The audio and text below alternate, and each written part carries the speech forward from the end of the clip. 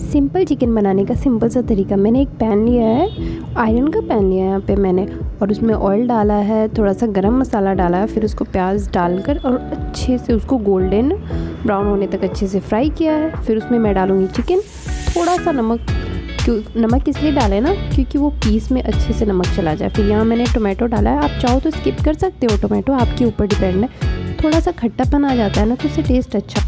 अब मैंने यहाँ पे अदरक, लहसुन, हरी मिर्च और जीरा मिर्च का पेस्ट अच्छा सा बनाया है, और फिर उसको मैं इस चिकन में डालूँगी और अच्छे से इसको हाई फ्लेम पे फ्राई करूँगी। थोड़ा सा टर्मरिक भी मैंने यूज़ किया, आप चाहो तो यहाँ रेड चिल्ली का भी यूज़ कर सकते हो, रेड चिल्ली पेस्ट, बट मैं नहीं किया। मुझे ना बहुत ही सिंपल सा बनाना था, इसलिए मैंने ना कोई भी और अदर मसाले कुछ भी यूज़ नहीं किए। फिर यहाँ मैंने थोड़ा सा पानी डाला है और फिर कोरिएंडर लीफ डालकर उसे अच्छे से पकने दिया है 5 मिनट तक। मेरा तैयार है। आप